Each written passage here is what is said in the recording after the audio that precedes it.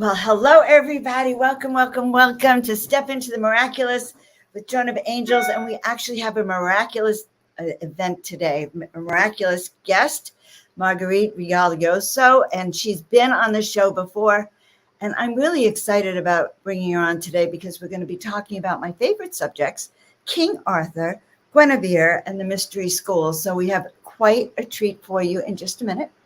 And if you are new to the channel, I want to just share with you, I'm so grateful that you're here. And please share and like and share with our tribe, please. And please subscribe so we can reach more people. And I'm Joan of Angels.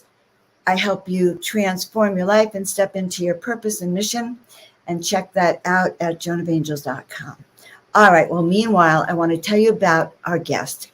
Marguerite Rigoglioso is the founding director of Seven Sisters Mystery School. She's a scholar practitioner of the ancient Mediterranean mystery traditions. She's the author of The Cult of Divine Birth in Ancient Greece and Virgin Mother Goddess of Antiquity, pioneering volumes emerging from her doctoral dissertation at the California Institute of Integral Studies that explore women's shamanic abilities in a revolutionary new light. And she is revolutionary. She teaches unique and leading-edge courses in the sacred feminine and women's spiritual leadership at the California Institute of Integral Studies, Sophia University, and Dominican University of California. Her research on female deities and women's religious leadership in the ancient Mediterranean world and beyond has appeared in anthologies and journals around the world, including Feminist Theology, Encyclopedia of Religion and Nature, Societies of Peace, She Is Everywhere, Trivia, and the Journal of Feminist Studies in Religion, where her paper on the cult of Demeter and Persephone, gosh, what Mercury retrograde is in my soul today. And so Persephone in Sicily received an honorable mention for the New Scholar Award. She is also the editor of Where to Publish articles on women's studies, feminist religious studies, and feminine womanist topics. She's a speaker around the world on numerous venues, and we are just so honored to have her here. So before I get tongue twisted anymore, I'm going to bring her up right now. Marguerite. Hi, Joan. Great to be with you again. It is really lovely to be with you. You look wonderful. You just look like you yourself are one of the ancient mysteries in this new world. You know, it's the suntan because I love summer is the best time of year for me. So I get it. I get it. Well, you look radiant. You look mystical. You look magical.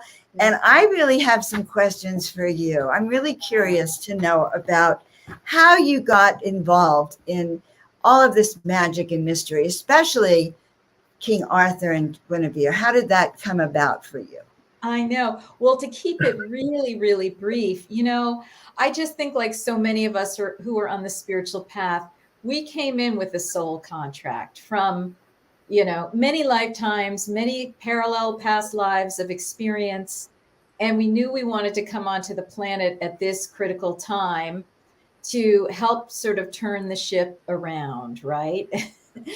And so, numerous things in our lives reawaken those memories as to why we came here and, get us back in touch with our ancient knowledge that we have in ourselves from all of these lifetimes. And for me, a couple of the key events included the death of my mother when I was 10 years old, which was a big initiatory journey that colored really the whole trajectory of my life, and other experiences that I had, of childhood abuse and the stuff that so many of my clients experience, so many awakening people, so many starseeds go through. It's like, you're going to parachute in and get shot at, and you're just going to hope that you sort of hang on and awaken. And all of these travails are both hold us back and wake us up. So those have been some of what I've experienced. But what I've always had going for me is keen intelligence and really an enjoyment of school and reading and all that sort of stuff. So that's what got me through all of that travail and trauma. And but I always had like a mystical streak. You know, I tried going to Catholic church and I tried to make meaning and suck the juice out of a dry bone, you know, that was there. What a good way to put that. Yeah, Suck the juice out of the dry bone. yeah, you know, I was always seeking for something more than I was experiencing in the particular environments that I was. And just eventually it led me into what could I do with school to get me closer to the mysteries? So I ended up going to the California Institute of Integral Studies and did some other educational ventures. And that's what really got me into it. And I became, you know, what I call myself a scholar practitioner, or an esoteric scholar, or a, you know, spiritual cosmonaut, or whatever. So that's kind of the short story. Well, I like the short story. I probably would love the long story too. A spiritual cosmonaut. I love that. And you're saying you had mystical experiences all your life then, growing You up know, as a I had what I would call a mystical bent. Like I was always looking for something. For example, in the Catholic Church, the stories that would come about around Easter about Magdalene, you know, really inspired my imagination. I was like, what is that? And I became, you know, interested in the sacred feminine, which was another whole awakening that I had. I'm not even sure what year, but I was 30, you know, my early 30s at the time. And I had this awakening to the goddess through a workshop that I went to in the Boston area. And it was a woman who said, in order to understand how much women have been disempowered, you need to understand how much the dismissal of the sacred aspect of the feminine has affected us. And by the way, here are a whole bunch of books and cultures that show us how the goddess was and is alive and well. And I was like, what goddess? That's where I want to go. So I started looking up all those books. I started getting involved in the work of Maria Gimbutas, the archaeologist who basically proved that old Europe, among other places, was a hotbed of goddess veneration. And, you know, it just went from there. very, very interesting. Have you ever heard of the ancient civilization Tartaria? Yeah, of Do course. you, well, not everyone has heard of it. Okay. So, and I've just found out about Tartaria. Do you think that some of these mysteries were in Tartaria? These are Tartarian deities in a sense? I know. You know, I think, Joan, what's happening is that we're starting to strip away the veils that traditional religion and traditional academia has put over authentic histories of humanity. Right. So Tartaria becomes a big question. Atlantis becomes a big question. Lemuria becomes a big question. And goodness knows what else. And it's not clear to us where they situate in time and place, how they overlap, but we're starting to try to, you know, make a kind of a timeline about them. So we're listening to disclosure people and oracles and intuitives about what are these places and times all about. I mean, I think this whole idea of Tartaria is very interesting. An ancient global civilization that may have you know, done these tremendous buildings like, you know, the cathedral, Right. and so forth. Like, how the heck else could they have been built with middle age, you know, stones and and sticks? Right. Right? It doesn't make sense. So when you really think about it, and so you know, but that's just such a much larger question. And I'm sure that these stories enter into it, and we're trying to sort out the timelines with all of this.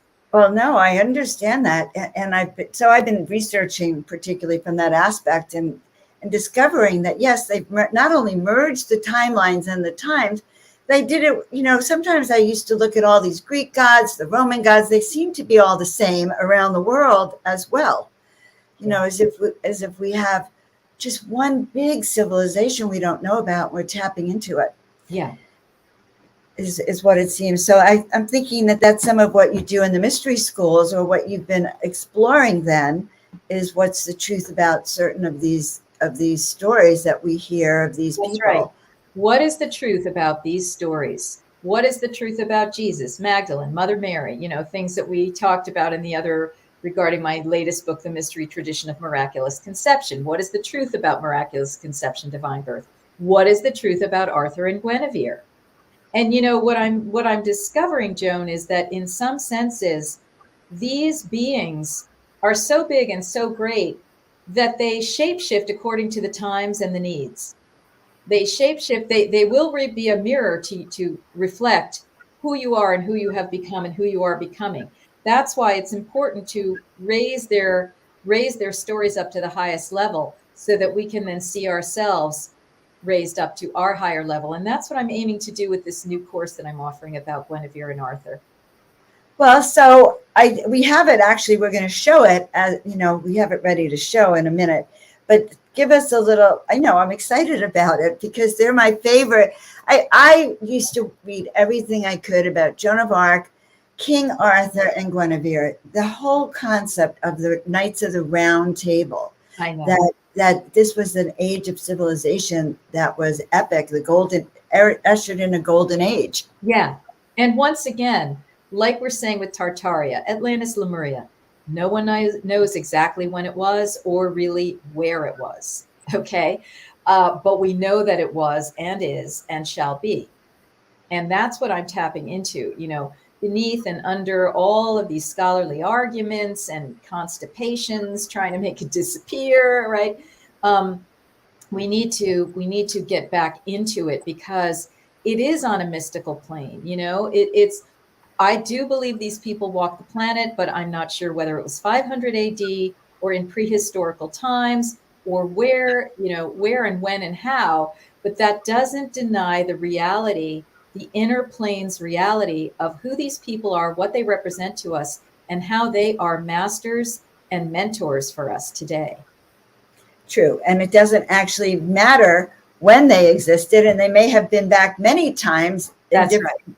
In different as different characters, as different beings, as different prophets. That's also right. So the thing about mysteries, for me, I was brought up with a lot of mysteries, and I always have found myself if you give me a little crumb, I actually want to see what's going on. I have trouble with it. It actually agitates me until I can get to the root of it. And the root of our planet's history is so deep, to go down into and look. But you're right. It's what we see and we know. So these beings, these spiritual figures really have meant a lot to us here on the planet, have guided us tremendously. Yeah. I mean, they capture the imagination of so many people. And so there we need and deserve to go into who they are, what they're all about, and what is the medicine they have for us today. So before we show your upcoming program, which, guys, I just think is amazing, just because it's about the things that I like. What is it about King Arthur and Guinevere, their story, that's so magical and attracted you to share this with us? The main thing that got me truly going into it was when I realized how many divine birth stories there are in that lore. And because of all the research that I've done on divine birth as a real thing that priestesses were doing, I was able to peer into these stories and say, oh, they're just sort of glossing over this conception of Arthur.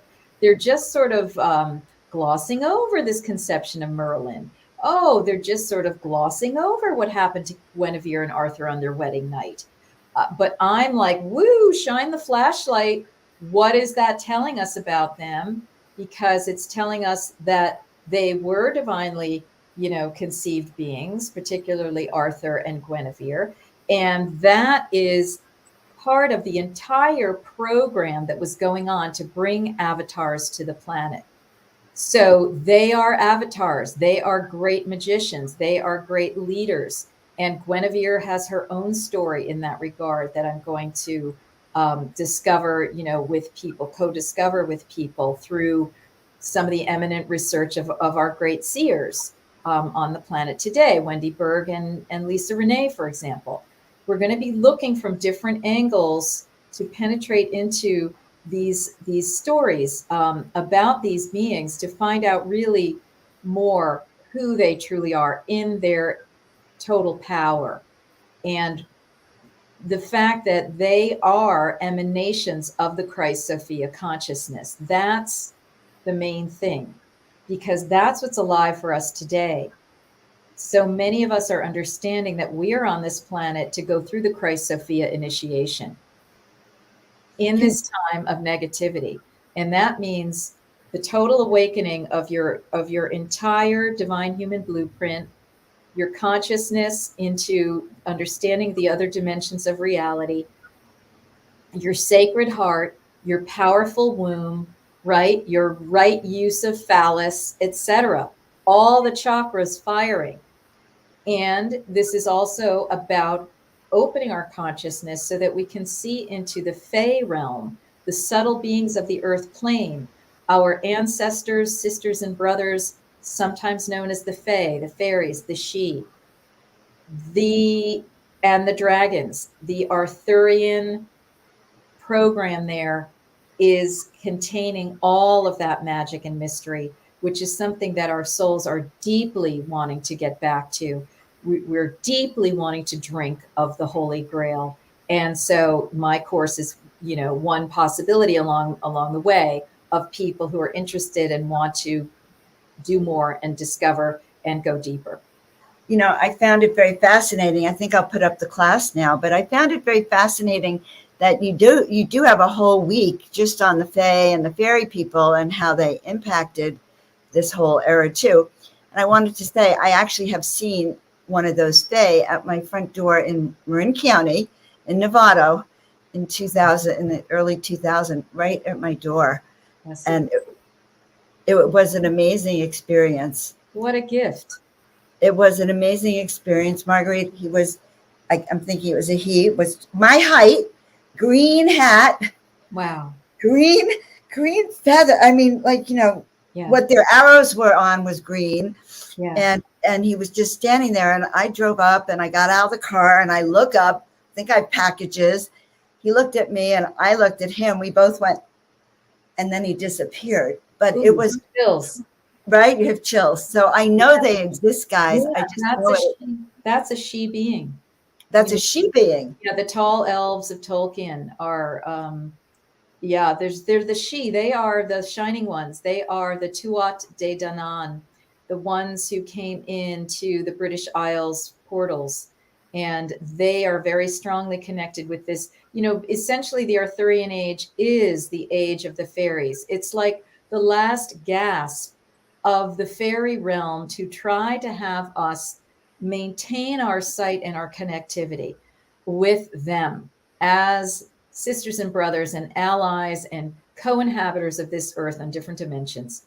And it was like, the loss of Avalon, the loss of Camelot was a very great tragedy on the planet. And we all somehow remember that, many of us do.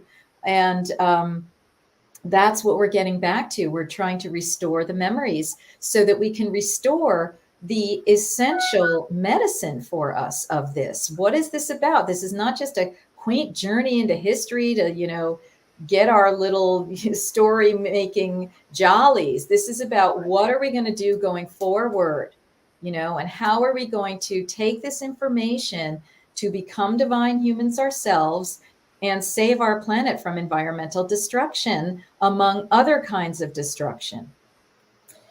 Very, very interesting. So really then diving into this work, which of course makes us more conscious and aware and as part of our own ascension process, is going to help lift the planet out of the darkness that we're finding ourselves in. Yes, for sure. All right. Well, Tina Marie is going to slowly scroll this down. Why don't you tell us a little bit about the class as we're going through this? Yes. So it's called Heal Yourself and Our World by Reclaiming Guinevere Arthur, the Fae, and the Round Table. All these things and more put together. So, one of the things, the image that we're using there that we've kind of co-created is one of the sacred marriage. And what we're exploring is the possibility that Guinevere and Arthur actually had a happy sacred marriage, and that everything else that's told about them is a distortion of their story, and that they were made to hold the template the divine king queen for the world, and that they were really the last legitimate royal people, royal personages, before the negative forces took hold and then started wreaking havoc in all of the monarchies and so forth. Okay.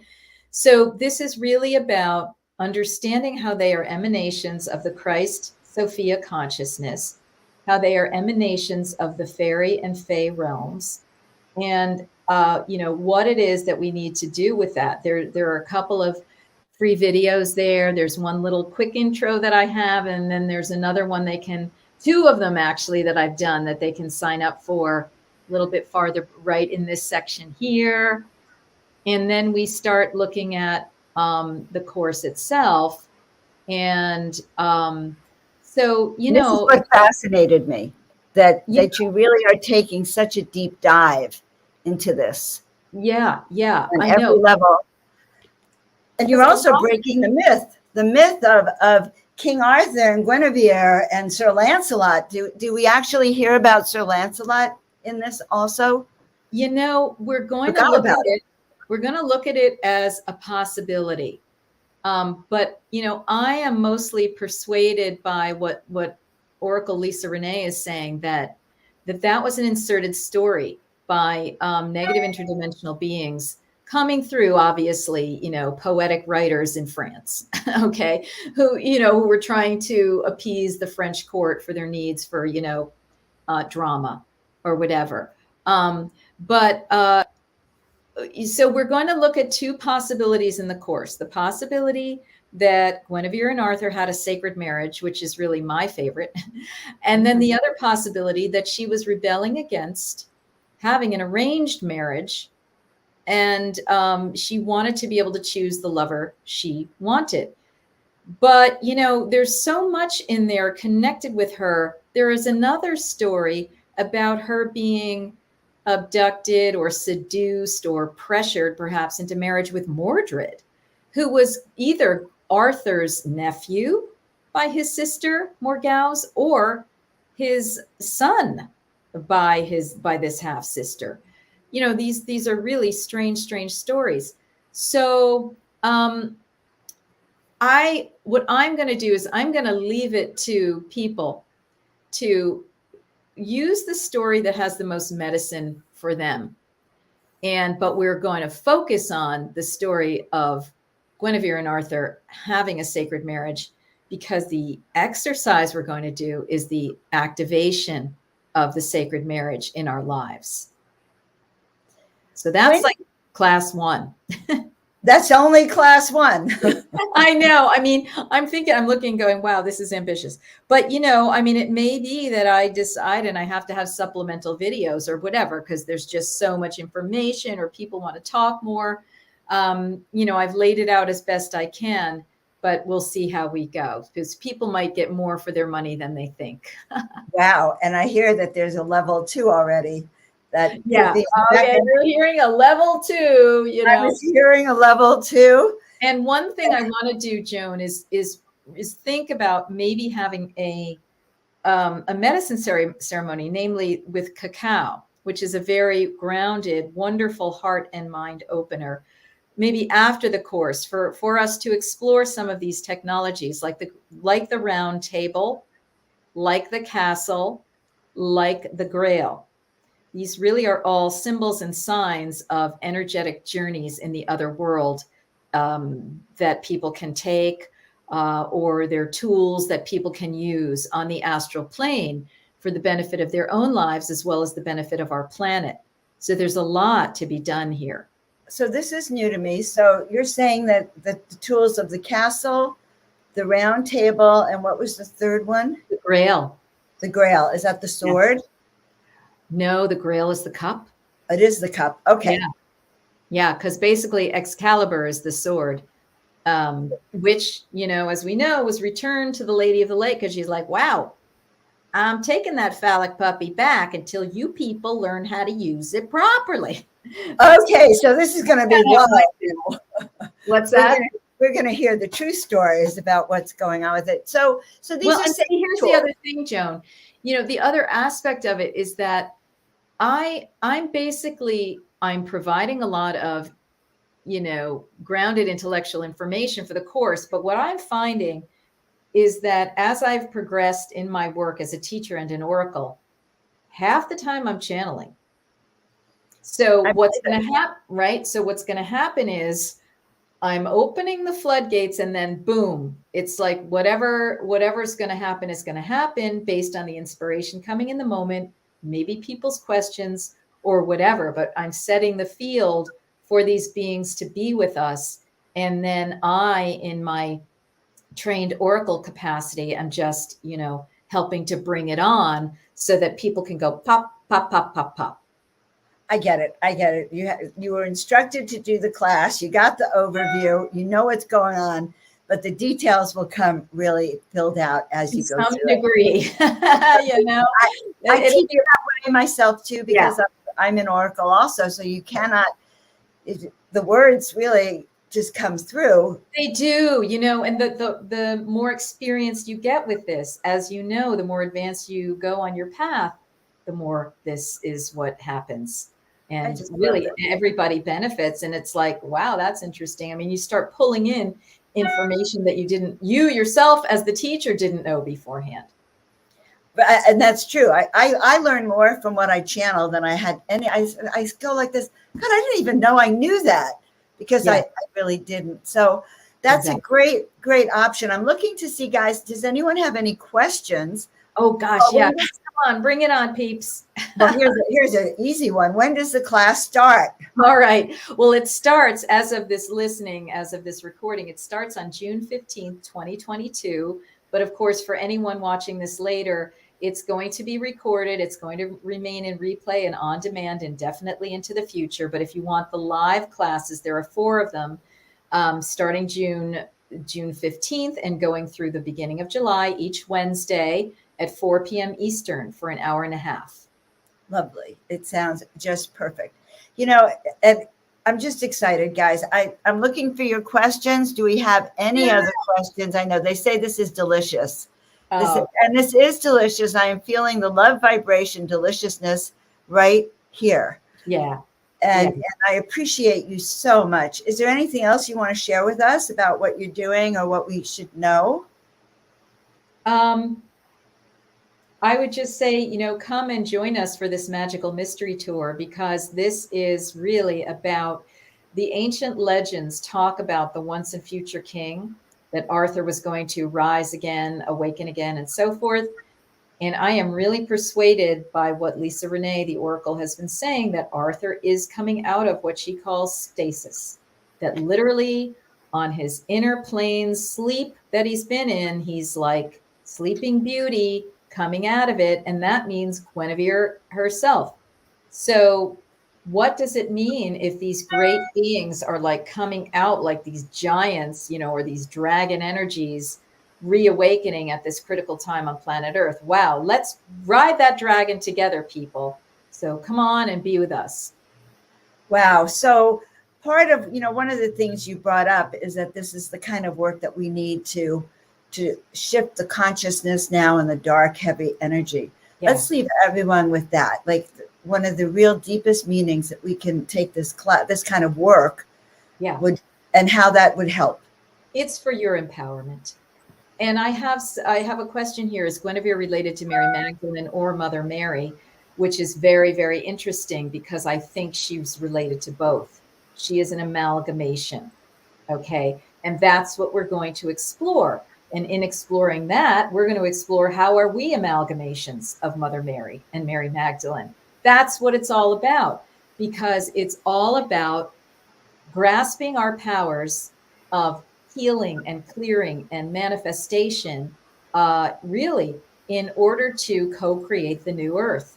That's the ultimate aim here, is to empower us with our allies, our Christ-Sophia allies, and our Faery allies, to help clear out what needs to be cleared out, but most importantly, focus on what we want to see manifesting, and just let that come forth, and everything else dissolves away.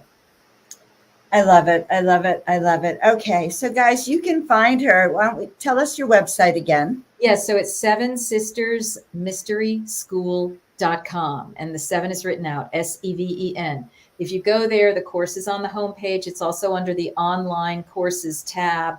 Click it, and it'll be in the drop-down menu. Heal yourself and our world by reclaiming Guinevere Arthur, the Fae, and the Round Table. Beautiful. And guys, you can use that link, and that helps us as well. So that's why Marguerite put it up here for us.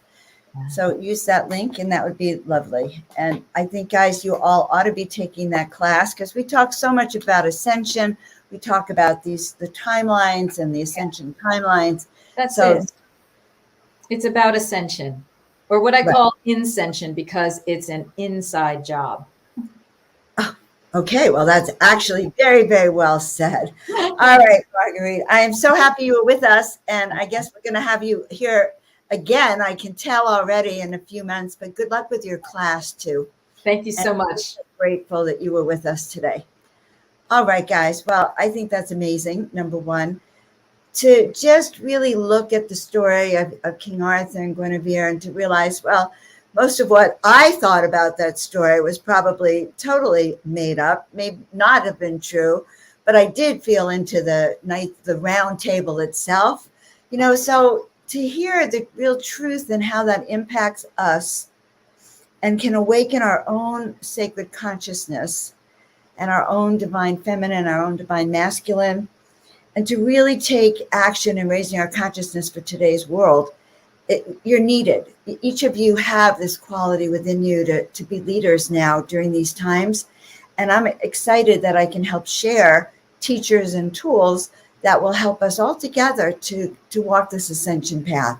So please check out Marguerite. Her link, her affiliate link here is for the class. Check out the class. And if you're like me, you're going to find it very exciting and very, very fascinating. So meanwhile, guys, I'm Joan of Angels. I want to thank you for being with us today. You can always check out my website at joanofangels.com and get your free ebooks on how to live your soul-filled purpose today. And so I want to thank you very, very much. We will see you all next week. Thank you again, and have a miraculous week.